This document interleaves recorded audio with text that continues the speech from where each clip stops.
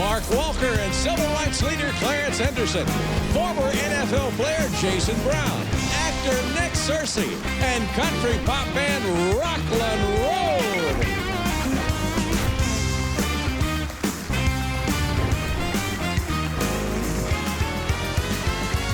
That's Trey Corley and the Music City Connection.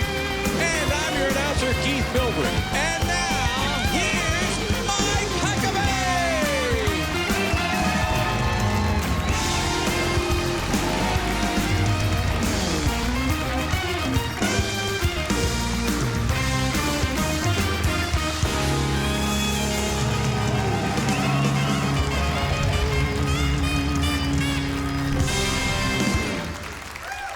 Welcome. What a great audience we've got here tonight. And there's a good reason to be. We have a terrific show. You're going to love it. They're going to love it. We're going to have a lot of fun tonight, so buckle up and get ready. Now, you know, we do get viewer questions and comments every week in our My 2 Cents at TBN.TV mailbox. And there is one that keeps popping up a lot lately, and it's this. Should conservatives and Trump voters pull out of the Republican Party and form a third party? I say absolutely not. No, and I'll tell you why. Why in the world would those in the overwhelming majority be the ones to leave? The never-Trumpers in the GOP are a very small minority, mostly a bunch of D.C. swamp rats who hate Trump because President Trump disrupted the business-as-usual flow of the Beltway. And the loss of prestige, power, and prosperity to those who have gotten rich and powerful by snubbing middle-class working families in favor of globalist, multinational corporate titans is the basis of the intense hatred of all things affiliated with President Trump. But why would those in the majority walk away from the party and its infrastructure to leave it in the hands of a selfish and self-righteous super minority who just missed the days when they made big money by pretending to be conservative, when in fact they were not, and they're nothing more than political parasites? There you go. So, the notion of creating a third party is nonsense. It's a recipe for disaster. The parties are, like it or not, the track upon which the political train runs. And if you take away the track, and there's only one thing, guaranteed derailment. So if the Liz Cheneys, Mitt Romneys, and Lisa Murkowskis and the so-called Lincoln Project leaders want to split in the party, I'd tell them what my pastor has said about people getting mad and leaving the church. Don't let the door hit you where the good Lord split you. That's what he says. Yep. And the principles of the current Republican Party are putting America first, building back our economy by energy independence, standing up to China's bullying, realigning relationships in the Middle East, getting out of endless wars, standing strong for the sanctity of human life and religious liberty, cutting taxes so that working people can keep more of what they worked for, ending big government regulation that strangles small businesses, and securing our borders and insisting on immigration being legal. Those are the principles that are embraced by Republicans and independents and even some Democrats who are sick of being looked down on by elitist snobs. We don't embrace socialism nor a nanny state. And if a small but loud group of self-serving Republicans don't want to be part of that party, let them leave and form their own party. And by the way, some are talking about it, but they already have a party they support, the Democrats. We should stay, build upon the movement, and keep electing like-minded conservatives by inviting the disaffected and the political underclass to join with us. The launch of a new or a third party, it just makes no sense for those of us in the majority of an existing party. I mean, if there are 100 people in the restaurant and 99 are not smoking in a no-smoking space, it's really easier to simply tell the one smoker to step outside than to disrupt the dining experience of the 99. This is no time for pro-life, pro-free enterprise, pro-liberty people to leave the party. It's time to recruit more people, organize better, and win future elections and take control of the political process. And to those who want to return us to being that silent majority who shuts up and follows blindly off the cliff, we let them know that we're staying. And we're going to, in the words of my pastor, remind them, don't let the door hit you where the good Lord split you.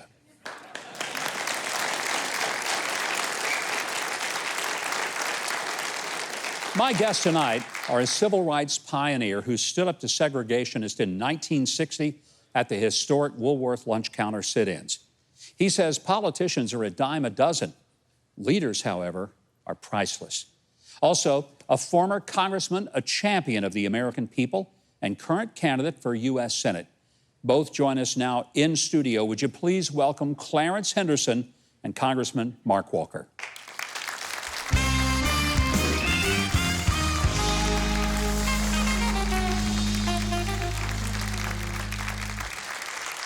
How glad I am to have you both here. Clarence, I got to tell you, you are to me one of the great heroes of our country. You were just a teenager. You walked in that Woolworth, sat at the lunch counter. Were you afraid they were going to beat the daylights out of you or even kill you for that? Not really, Governor, because God had prepared me in that I grew up in one of the worst neighborhoods in Greensboro. And so I had working knowledge of how everything worked, and I had become sick and tired of seeing how they were treating people at that particular point in time. Were your parents nervous? Did they know you were going to do this? No, they didn't. They did not. They watched you on TV, huh? They found out when they showed the picture on the newspaper. What did they say? Well, they both were in favor of it because my father was a conservative, and believe it or not, a man with a third-grade education was a Republican all his life. That's awesome. You know, a lot of times people just assume that if you're African-American, you're going to be a liberal Democrat. You're not. No, how come? I started out as that because people told me that's what I was supposed to do. But when I went to do my research and started looking at the Republican Party and see what they stood for, the 13th, 14th, and 15th Amendment, as a matter of fact, when I was talking with my dad and I was espousing about the Democratic Party, he sat there and looked at me and said, son, you don't know your history. But I didn't listen to him because I had graduated from college, and I thought I knew more than he did.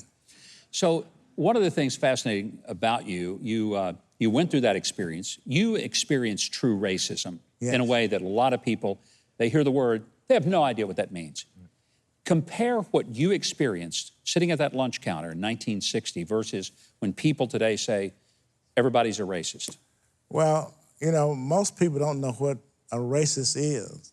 And see, racism is man-made, not God-created. And so I was raised up in a house where that we got along with whites all of my life, but I grew up in an era time known as Jim Crow, so I never went to an integrated school, was bused all my life, sit on the back of the bus. And what I realized was that what I saw at Woolworths, for example, 2 water fountains, one saying color, one saying white, and when you went upstairs, it had a lunch counter, but we could buy food, but we couldn't, we had to take it to go. So I had this great opportunity on this particular day, and it changed my life forever. You know, it didn't just change your life, it changed this country in a way that needed to be changed. What happened to you, what happened to many African-American kids across this country is shameful. It is not a part of our past and history that any of us can do anything other than just grimace and say, God forgive us for ever letting that be a part. And Governor, I'm still fighting today. I'm glad you're still fighting. Now you're fighting with this guy over here, not with, for, I guess I should say. Let me be very careful. Congressman Mark Walker, good to have you here. Thank you, Governor. You and Clarence are big buddies. How'd that happen? Well, when I decided to run for United States Congress, this guy's a legend in North Carolina and should be a lot more around places. the country. Absolutely. And I sought him out, sought out his counsel, a great man of wisdom here, and someone who's been a conservative Christian champion, and he hasn't been afraid of it or ashamed of it. In fact, to the degree that sometimes the mass media, they've kind of left him on the sidelines, but the picture's always hung in our office since day one of him sitting there. In fact, if you go to the African American Museum, you'll see his picture hanging there as well. And it should be. Yes. You decided you're leaving Congress in order to do another political endeavor, run for the U.S. Senate in North Carolina. That is correct. It's an open seat. Our current senator is retiring. I've been told it to be the most expensive, high-profile seat in the country, but that's Probably. okay. We're praying that God goes before us. But we want to continue to do what we've been able to do in Central North Carolina and take it across statewide. And, Governor, that's to be a conservative champion, but also to be a bridge builder. I don't think that you have to choose one or the other, and that's one of the things that we've been committed to, and we want to continue to do that as a senator. Clarence, even after the difficult times you had as a teenager, you served your country in the U.S. military. Yes. You know, I think that speaks volumes. You had hope and confidence in a country that wasn't always on your side. Right. Where did that come from? Because I find that admirable. It came from my dad because I never heard him say anything bad about the white race whatsoever. And as a matter of fact, right now, this cancel culture is the exact reverse of Jim Crow. Now they're teaching people that look like me to judge you by the color of your skin and not the content of your character, which is totally wrong. You know, you can say that. If I said it, I'd be called a racist. It's the you truth. said it, and it is the truth. Yes. And I'm so grateful that you've had the courage to say that, because I think a lot of times people look at our culture and they say, okay, there's a few racists here. I honestly don't know of anybody who is currently a racist. I grew up with some people who probably would maybe be that. But we've come a long way in this country. We have. And see, when I have supported Donald Trump, people ask me why, because they call him a racist. And I asked him to clearly define what your definition of a racist is. And then I asked him, tell me one policy that he's put in place that's racist, because if he would have, then I would have called him out. Wouldn't have any choice. So we had this great man that did great things for this country, and now he's no longer sitting in that office, which is a shame. Well, it is. We only have about 30 seconds left. So, Mark, I'm going to give you the 30 seconds to tell us, how can a person like you, a conservative Christian Republican, go to Washington and work with people to get things done? Well, I think it comes with the two commandments that God gave us. One, to love the Lord your God, but also to love your neighbor as yourself. That doesn't mean you don't stand up and push back. Some of the elitists that we see who literally try to entrap some of the poverty, it's about control. But last year, we became the only Republican in the United States House to win the United Negro College Foundation President's Award. You have to be intentional when you show up, build those relationships, and sometimes you may not always be the keynote speaker, but you should show up anyway. I couldn't agree more. Thank you, Mark and Clarence, for joining me tonight. You're what quite a welcome. blessing to have you guys here. You can follow Mark Walker on Twitter at Rep. Mark Walker. It's on your screen. Hopefully soon to be Senator Mark Walker. Also, Clarence Henderson at GClarence1. Keith Bilbrey, you're standing over there. We got to get some value out of you, so why don't you tell us all the great things we've got coming up tonight? Thanks, I think. I'd be glad to. Coming up, former NFL player Jason Brown, plus film star Nick Searcy and mentalist Max Major. Lots more Huckabee is on the way.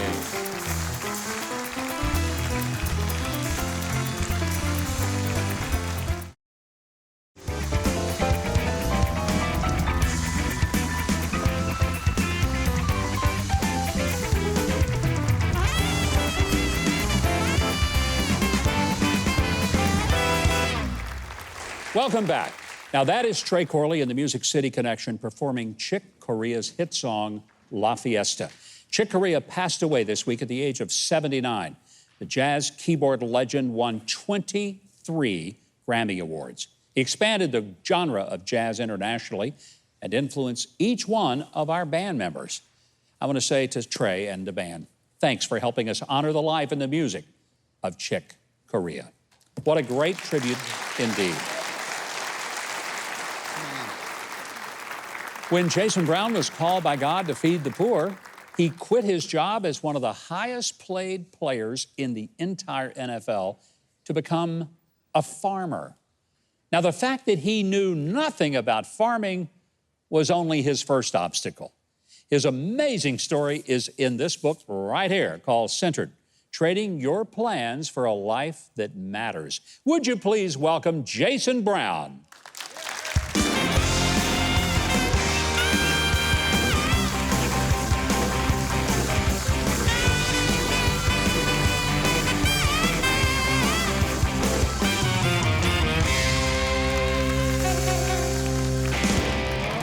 You know, you're a big fella, Jason. I can kind of see the NFL in you. I certainly can. Just a little bit. In fact, this afternoon, we were kind of going through the scripts, and I said, when he walks out here, because he's going to do a walkout, I'm going to tackle him. And that's what they told me. And so I said, look, does Huckabee, does he prefer a fist bump, a hand, an elbow? And they said, be prepared for a tackle. And I said, come on now. All right. I looked at you and I said, I think I'm just going to say hello. Come have a seat. Make yourself at home. Jason, I'm so thrilled to have you here. I find your story to be one of the most incredible of all. Amen. You're living the dream, man. You're living the dream as an NFL player and one of the highest paid. Yes. And one day you say, I just want to spend more time with my family. But you really mean it. Politicians say that all the time. It means I got caught doing something. I want to go spend time with the family I didn't remember I had. Yes. In your case, a little different. Focus on the family. And so at the height of my career, I was inspired by my older brother, Lunsford Bernard Brown II, that was slain in service, serving our country in Iraq and Afghanistan. And he paid the ultimate sacrifice, all right? And so I was so inspired by his sacrifice that I said to myself, what can I do to move towards sacrifice and service? And then my coming to Jesus moment was when I said, Jesus, with all of the gifts, the talents, and the blessings you've given me, what would you have me to do more so than anything else to honor you and to serve our neighbors, all right, that you've called us to love? And he said, Jason, I want you to feed my people. Kind of like the instructions that Jesus gave to Peter. That he gave Simon Peter, that's right. Feed my sheep. But you took it literally and you went out and bought a farm. Yes. Did you grow up on a farm? I mean, did you know farming? Knew nothing about farming. And so that's why the leap of faith, it was so drastic. It's the most epic trust fall in the world because I said, look, come on now, Jesus. I don't know nothing about farming. How am I going to be able to do this? And he said, trust in me, Jason. Just walk in faith and I'll supply your every need. I think it is one of the most incredible stories. I'm sure there were people who said, Jason, you've lost your mind. Oh, yes. That not just that they told me I was crazy. Some people just say I'm downright stupid. But guess what? It's one of those crazy acts of faith. It doesn't make sense, all right? Yeah. All of the awesome people in the Bible that stepped out on faith, it doesn't make sense. But now that I'm walking in that calling, and of course, hindsight 2020, now that we've grown, harvested, and donated more than 1 million pounds of food, now that you see my awesome, beautiful family growing up on a farm, guess what? It makes sense now. You've got 8 children, a beautiful wife named Tay. Yes. I guess you need to have that many children when you run a farm because you got to have some free farm hands, right? So in North Carolina, there's no labor laws for your own children. There you go. Okay. There you go. I get that. There's a loophole. Okay? Yeah. See, you're not crazy. You're a smart guy to know that much of it. I mean, in your book, you talk about, though, not just farming, but the leap of faith that took you there. But there were some real learning curves to just say, I kind of think of you as, Oliver Douglas on Green Acres. You just show up at the farm, and it's a little tougher than you thought, wasn't it? Oh, yeah. So this was my first rodeo, okay, guys? I was so wet behind the ears, and so still knowing nothing about farming, I went to the University of YouTube, okay? And everyone laughs at me when I say that, but I actually learned how to farm by watching videos online, and it came natural for me because when I played football, I watched hours and hours of film every single day. How cool is that? You just sold YouTube to a whole bunch of people who thought, I think I'm going to become a nuclear physicist watching YouTube. Yeah. I'm amazed that you go from absolutely knowing nothing about farming to donating millions of pounds of food. Let's talk about that trajectory. How did you get there? So the miracle in the story of First Fruits Farm is that many people think that all of our success was in a wealthy, retired NFL football player. Let me tell you what, God did it in a way where he stripped me of my wealth. He stripped me of all of my worldly resources where I had to depend on him and I had to call out on him. And let me tell you what, I got down on my knees and I prayed to him, fervent prayers for resources, for my every need. And let me tell you what, miracle after miracle He sent the people. He sent the resources. He allowed us to harvest all of that food, and it wasn't in my own might. He allowed us to have the victory, but God receives all the glory. It is a phenomenal story. The book is called Centered, Jason Brown's book. It is available now, and you can also book him as a speaker and to volunteer, donate, or learn more about First Fruits Farm. Visit wisdomforlife.org. And be sure to check him out on social media. It's all right there on your screen. I love this guy. I am so excited that we had him here. Now, we've got a lot more show to come. Don't you dare go away. News with a smile on In Case You Missed It. It's up next, and later, country music's family band Rock on Road. You're watching Huckabee.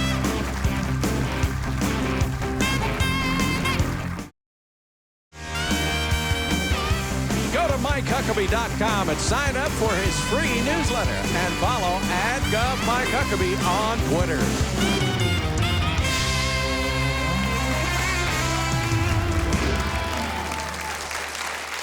Welcome back. Have you ever heard the phrase, "My ship has sailed"? Well, your ship hasn't sailed yet, but it will on October 24th because you still have time to join me on a wonderful experience tracing the steps of the Apostle Paul in the beautiful Mediterranean. Now, if you've dreamed of seeing the stunning part of the world, but maybe you'd like to do it while seeing the places where Christianity spread to the world, come with me. A luxurious ship, world-class Bible teaching and entertainment, and we got the entire ship just for us. To sign up or get more information, go to thegreatesttrip.com. Well, from terrible use of headspace to dental advice that I'd advise you not to take, we've got the news that you probably missed on purpose on In Case You Missed It.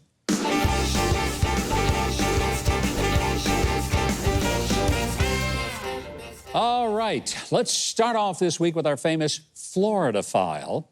A Florida man in Port Richey, Florida, named Matthew Latham called 911 to say that he needed a ride. So a deputy drove over and offered to call him a cab. The man said he didn't have any money for the cab, and he started walking. Moments later, Matthew Latham called out on his cell phone, and he called 911 again for a ride. The deputy this time arrested him for misusing the 911 line. A body search revealed, Keith, you're going to love this. I can't wait. He was carrying marijuana. That's right. Oh. He was carrying illegal drugs when he called the cops to get a ride. Was he a musician? I don't know. Well, the story doesn't end there. Listen, he doesn't have any money. Okay. Yeah, he probably is. His mugshot went viral because he had the state of Florida tattooed on his forehead. Wait. No, he did. Tattooed on his forehead. If it is any consolation, no one would ever make the mistake of assuming that you're smart, no matter which state you had tattooed on your forehead. Wow. Obviously, this is a man who lives in a different state, the state of confusion. Yeah. I mean, any forehead tattoo makes that clear, don't you think? I would think so, yeah. Yeah. You know, that story somehow reminded me of this really interesting marriage advice I got from my Uncle Clint. You know what he said? No, I have no idea. He said, look. I don't think you do either, but go ahead. I do too. Sometimes I just get lost. It's the COVID thing, I think. Now, he said, always look for a woman with a tattoo. Why? Well, then you know this woman is capable of making a decision that she later regrets. Wow. Kind of hurt my feelings, but good advice. I think it's great advice. I honestly do. But sometimes, you know, the truth does hurt a little bit. It does. Just All right, let's move on to our next story. There is a Louisiana woman who ran out of her usual hair product and decided to try a creative substitute. Gorilla Glue. I saw this one. Oh. Gorilla Glue in her hair. Hurts to think about. A word to the wise, you can always try doing nothing with your hair, or you can just copy my style. That wasn't a punchline, by the way, there. Talk about a bad hair day. There at hair day. Ooh, that was cold. Needless to say, she had a really bad hair day. Actually, she had a really bad hair month. In a video that got, get this, over 24 million views, She said she had tried everything from coconut oil to nail polish remover, but her hair hadn't moved in a month. Wow. You know, I wonder, maybe that's how Donald Trump keeps his hair from moving under helicopter blades. Gorilla glue. All right, finally, this story reveals the awful tooth. Catch that? See what I did there? Tooth? Awful tooth? Yeah. About what government-run healthcare can be like. Some patients in Great Britain's National Health Service are facing waits of up to 2 years to see a dentist.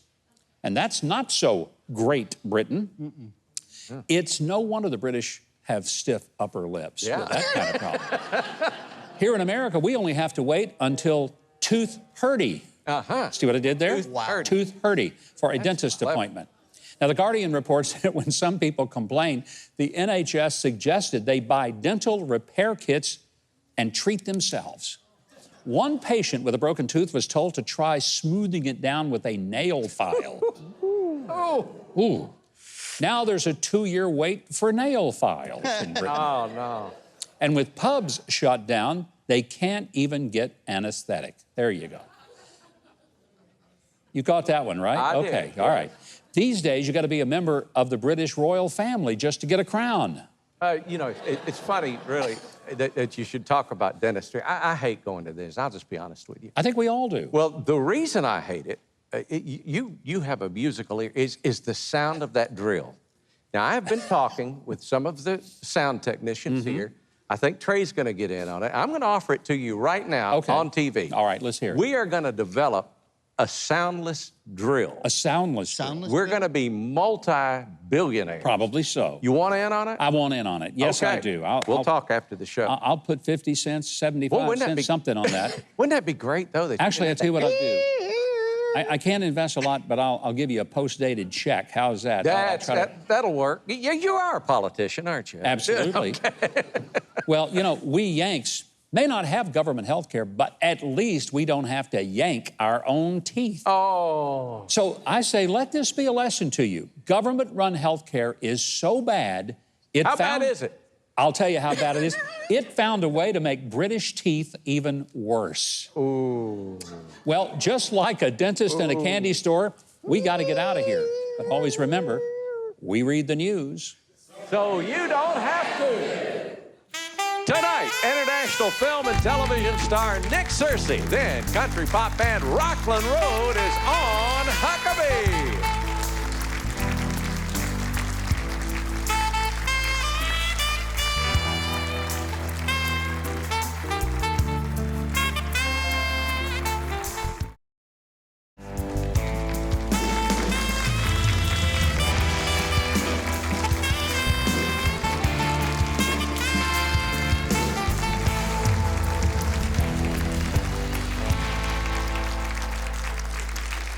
And welcome back.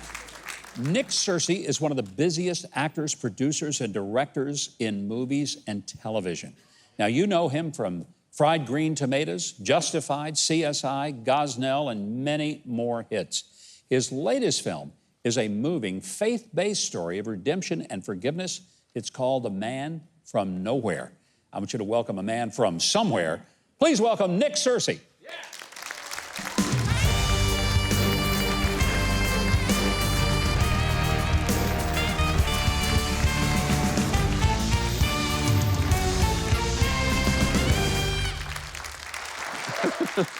I thought you were coming in here to rob me. You had the mask on and everything. I said, well, you can't be too careful. You know, you gotta be careful. That's right. You do have to be careful. You're a guy that's not that careful. I cannot believe how many projects. Every time I turn around, you got a new one going on. They just can't quit me, Mike. They can't. I'm glad they don't. They want to, but they just can't. In all these roles, and I mean, you've gone from comedy, you've done heavy drama, you've played villains, you've played nice people. Do you have a favorite role in all these dozens and dozens of things you've done? You know, they're all my favorite when I'm doing them. You know, it's like right at the time. I mean, Justified was great and a wonderful character based on my father, so that's a favorite. But there'll never be one that replaces Fried Green Tomatoes just because that was the first time I had a really good part, you know, and so that. And what a great movie. Yeah. I mean, it still is a classic. Yeah. I want to talk about this new film that you've got.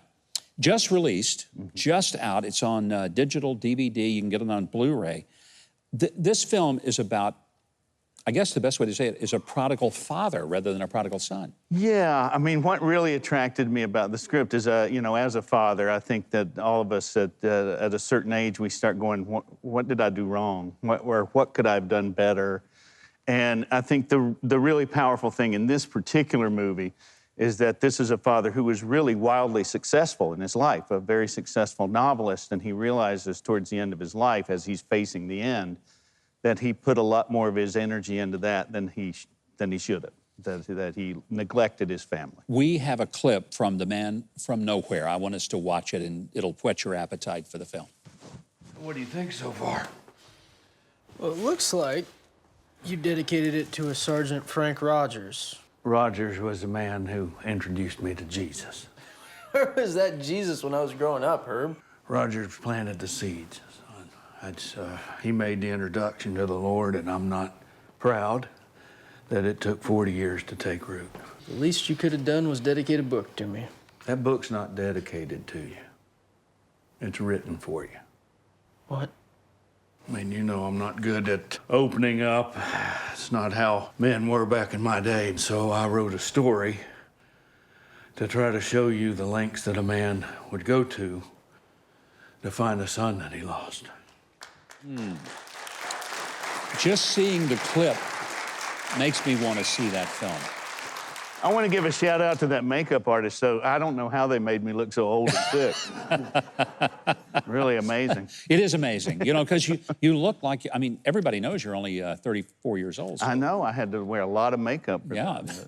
But the film clearly has a message to fathers and to sons that we don't hear a lot in the movie business a lot. I mean, it's a very emotional film, isn't it? It is, and it really is. I think it's quite universal. I mean, it's sort of that idea of like, when you come to the end, and we all get there sooner or later, you know, when you come to the end, are you going to come to the end with a lot of regret, you know? And I think he's trying to protect his son from feeling the things that he's feeling now, that he should have done things much differently, and he wants to give his son that gift before he gets as old as me, or as old as they made me look. You know, one of the concerns I think a lot of us have watching people in the film industry, you've been able to continue to be active and busy, but you're unapologetically a Christian and conservative. You haven't been completely canceled, but I mean, this week, one of Disney's big stars got totally thrown out because she said something that was conservative. Is there any end to this in the entertainment business? I think there is, because what happened to Gina Carano, like the next day, the people at the Daily Wire said, we're going to hire her and we're going to let her produce and direct her own film. And I think that's more and more what's going to happen with Hollywood. I think that people like me that work in the Hollywood industry have to stop being afraid to be who we are. Yeah. Because I think what's going to happen is that Hollywood's going to split.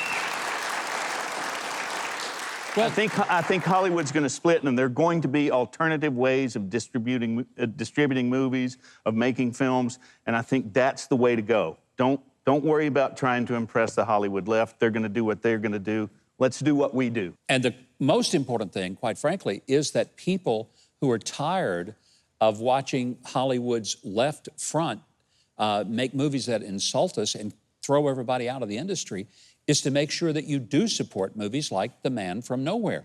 So I hope that you will know that The Man from Nowhere, it is available now. You can visit manfromnowheremovie.com to see the film and to learn a lot more about it. And I think after that clip, you're going to want to. You can also keep up with Nick Searcy online at nicksearcy.com and on social media. Keith Bilbrey is going to tell us some of the mind-boggling things that we have coming up, and I'm serious about the mind-boggling. Well, coming up, Las Vegas medalist Max Major and country music's Rockland Road. You're watching Huckabee.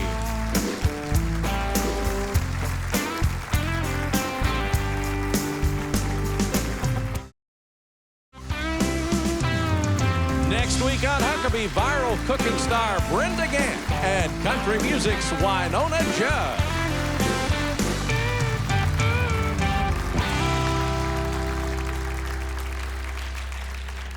Well, do you know how hard it is to impress Simon Cowell? Well, he called my next guest the most astonishing person he'd ever seen in his entire life. He is a world-renowned mentalist whose virtual show called Remote Control has been sold out for 12 straight weeks. I want you to welcome the certifiably astonishing Max Major. Max, welcome. Hey, thank you, thank you. You know, I've been pumped about having you here. I've watched that video with you and Simon Cowell. Yeah. You blew him totally away. I blew him right off the show. Totally That was did. the last episode. Well, that's pretty well what you did. The worst thing is you predicted it would happen, I guess, Yeah, right? I would love to try a chance to connect with you and get inside your mind a little bit. Yeah. Well, there's not much up there, but you feel free to go ahead and take a tour. Okay. All right. So here's what we're gonna do. I brought some ESP cards with me. These are some classic symbols. Yeah, I watch ESP a lot of times for football that's games. ESPN. That's a little different. Yeah. These are very classic. They were invented in the 1930s as a way of testing psychic ability. Okay. Yeah. If you don't know, they're the circle, the cross, the wavy lines, the square, and the star. I have a set of these for you, and a set for me. Maybe you could set your papers aside. Yeah, let me put those over there. And which one would you like to use, the red or the black? I'll use the red. You'll use the red. Okay, take the red towards you. Okay. And I want you to mix them up so that no one but you knows the order of your cards. Okay. Okay. Yeah. And then hold them towards you, kind of so you can see all the faces. this. Okay. What I want you to do is to focus on one of those shapes. So to focus on one in your mind. Okay. And look at me and imagine sending it right here to me. Okay. Good. I'm going to go with this one right here. I want you to take the card that you're thinking of and place it down right here. Face down or face up? Face down, absolutely. Face down. Face down. Yeah. Okay, right there. Not just yet. Okay. We're going to do this a couple of times. All right. Okay. Each time I want you to connect with a new shape. So look at one now. Okay. Good. Look at me. We'll go with, this one right here. Good. You can place it down again. Okay. Okay. I'm going to go with this one. I'm going to go with this one right here. Place down the one you're thinking of. Okay. Okay. Very good. And we'll try this a little differently. You have 2 cards left now, yeah? I do. Right. Okay. 2 cards. I want you to hold them in either hand. Okay. On the count of 3, you're going to turn those 2 cards towards me. You ready? Okay. 1, 2, 3. Take a look. Uh-oh. Set it down. Oh, my goodness. I did. No way. Okay. And the wavy lines. Man. Pretty cool, right? Yeah. Wow. Pretty weird. Pretty weird. Now, I want you Weird. to keep in mind that each step of the way, I always put my card down first before you ever put yours down. Can you pick up your stack? Sure. Okay. I want you to grab the top card. Top And card. lay it face down right there. Yeah. And take the next card. I know it's going to happen. It's going to be the star. Of course it is. That is just weird. So You which only first or me leaves one first? other. Go ahead. The cross. The cross. The That's cross. all 5. That's all 5. 5 out of 5. Oh, man. There's obviously some kind of connection forming here, but I want to switch roles. Okay. And I want to see if maybe you could pick up on a thought inside someone else's mind. Oh, like Keith? Keith. Oh, boy. Yeah. All right. Now Good look, luck That with shouldn't that. be a problem. we're going to test your connection. We'll find out. I have a set of ESP symbols for you as well. Okay. I'll drop them on the table here so you can kind of familiarize yourself with the shapes once again. Okay. I want you to scoop them up into a pile. Okay. Turn everything face down. Okay. And mix them around just a little bit. It's up to Okay. you, so that only you know the order, or maybe you don't even know the order. That's I have no idea. good. Square them up face down. Hold them just like that. Take your Okay. other hand, hold it up like this. Okay. Reach down, pick up a chunk of cards, as many or as little as you want. Pick up a Okay. chunk. Don't let anybody see. Pick up a chunk. Okay. Straight up. Yep, and hold it to your heart. Hold that chunk to your heart and set the rest of the cards down. I want you to take a peek at that card, know what it is in your mind, and then hold it back to your heart. Okay. Okay. Be honest. Do you have any idea which card he's thinking of right now? Absolutely no idea. Okay. In a moment, you're going to try to tune into his thoughts. Now, sometimes when I do this, people say they see an image or shape in their mind. Other times, people hear a voice in their head. However it comes to you, Okay. I want you to just go with it, okay? You've done great so far. To be fair, here, let's try it this way. Okay. Actually, if you could hold out your hand. Okay. Yeah, just look at your palm right now. I want you to look at your palm. Find a spot where 2 lines intersect. Focus on that spot. And as you notice your eyes change focus, just allow your eyes to close. Let your head drop down just a little bit. Keep everything right there. Okay. Take a deep breath in through your nose, out through your mouth. Just listen to me with your eyes closed, eyes closed. Okay. Keep your eyes closed now. Okay. Keith, I want you to show that shape to everyone here. Let everyone see what the shape is. Nobody say anything out loud. Nobody say anything out loud. Good. Hold it back to your heart. Okay. Governor, you can sit up straight with your eyes closed. Eyes Take closed. your fingers, place them in your ears. If you have an earpiece in, take it out. Out. Okay. Okay? Place your fingers in your ears, eyes closed. And I want you to imagine right now that all of you were sending this thought to him. Project it into his mind. Nod your head if you think you have something. You have something? You do. Take your fingers out of your ears. I couldn't hear any. I mean, I was trying to figure out when I was supposed to open my eyes. Oh, you couldn't hear me? No, I could not hear you. hear you. Anything in your mind? Look, I'm almost deaf as it is, and you put my fingers in my ears, and I'm like totally out of it. This is bad. Well, this, I mean, if this works, would be insane. Yes, it would. Did you have an idea in your mind? The star. Oh, my goodness. Let him see! The star! That's crazy. That's crazy. That is wild. That was great. Thank you very much. Yeah, I'm trying to figure this out. You're thinking about it. You're Yeah. going to be thinking about it. Absolutely. Okay. So have you got something else you want to tell us about?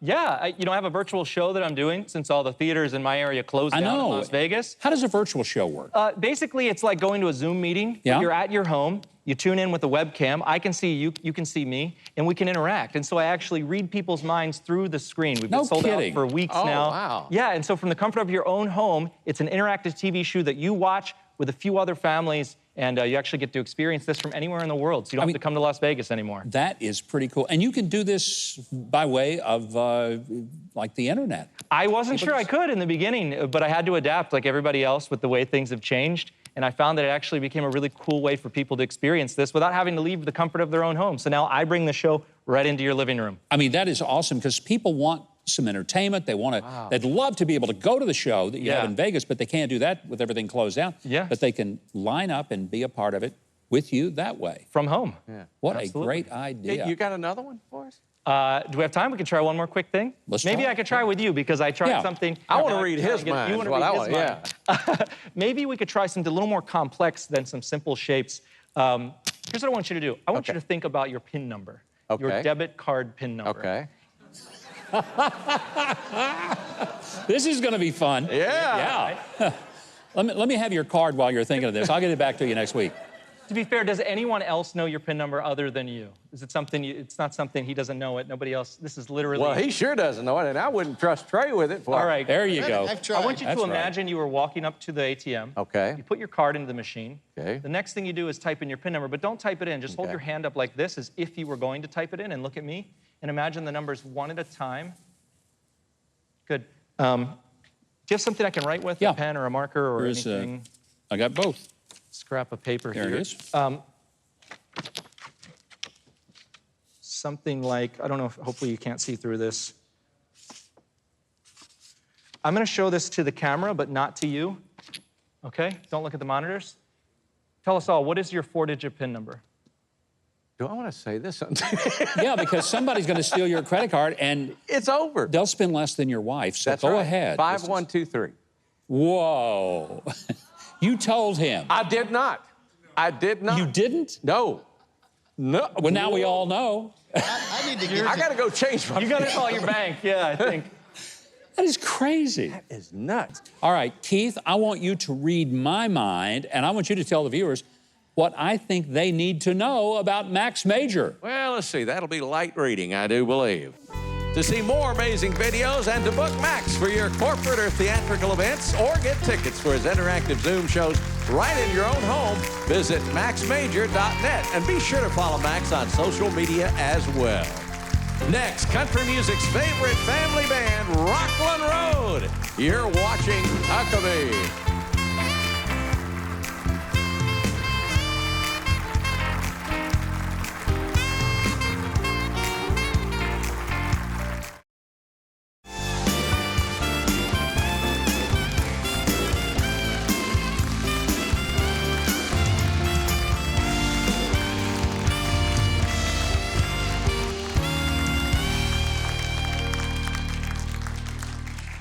Well, Rockland Road is known for their rich, intricately layered 6-part harmonies. They are a family band founded by music industry veterans, Paul and Jamie Martin, and their 4 children, March, Kel, Texas, and Talent. Now, they got a new hit song out titled Caroline, which, by the way, is the name of one of my grandchildren. I like that. So to tell us more about it, would you welcome Rockland Road? Give them a big hand, please. Now, I'm just talking to Jamie and March because Paul was voted off the island a little earlier tonight, so... Yeah, that's right. Know your place, Dad. That's right. Pops, stay over there. You don't get to answer any questions. The harmonies, I think, are amazing with you guys. The Martins once told me the reason they thought their harmonies were so unique was because they all learned how to talk by the same mother. Do you think that being in the household, learning to talk and the intonations, does that have something to do with the harmonies that you guys have? That's funny you said. That's actually really a fascinating idea. I've never thought about that before. We've always just said, like, probably because of our DNA, we're all coming from we're made from the same, block. It's like, it probably has something to do with it. But the idea of like listening to her talk and my dad talk and... Jamie, you and Paul, Paul was with Exile. His dad ran a recording studio. Your dad, Dwayne Allen, of the Oak Ridge Boys, your mom, one of the finest, most renowned background singers in all of Nashville, the Grand Ole Opry. Put it this way, if you guys hadn't been musical, we'd have worried about you. We'd have worried about you. That had been questioning things, right? This is part of a new album. Tell us about that, Jamie. We've been recording a lot of things the kids write, actually, all the time. We have a couple of recording studios as well. So the next, our next single that's going to be out is actually March and Texas wrote. So it's really fun to watch them blossom and grow and dig right in, just kind of picking up where any of us have left off, they're carrying the torch. You know what else is fun? Having you guys here more than once and knowing we're going to ask you back because we love you. We love your music. Everybody that watches you is going to order some of it and download it because they're smart people. Well, hey, that would be wonderful. We'd love that. We love you, too. This is such an honor to be here. Great to have you. Let's make some music tonight. Let's do it. Sounds good. I hope you get more of Rockland Road's music. And Keith Bilbrey is over there. He is going to tell the folks at home exactly how they can do that. For information on Rockland Road shows, music, or to book them at your event, go to rocklandroad.com. Now, after the show, go to Huckabee.tv for an exclusive online performance of Feels Like This by Rockland Road. Now, here to perform Caroline with Trey Corley and the Music City Connection with Mike on bass is Rockland Road.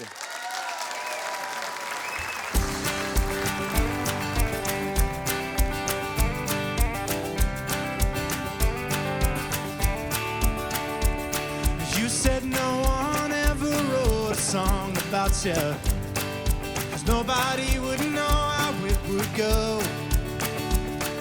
Well, I was out there running round when you were saying I'm slowing down. True love for us was just too hard to find.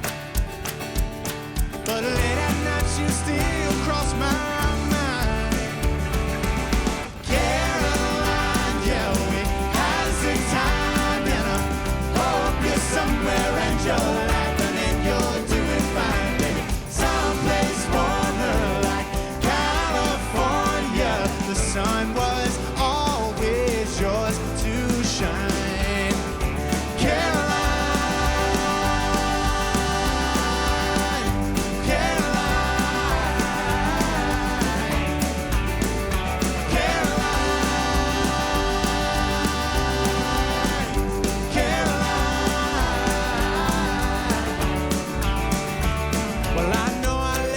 crying by that subway train. I'm sure you know now it was for the best. Well, I bet if I saw you right now, we'd have a drink and laugh out loud. Man, it was a magnificent mess. But it's something that we just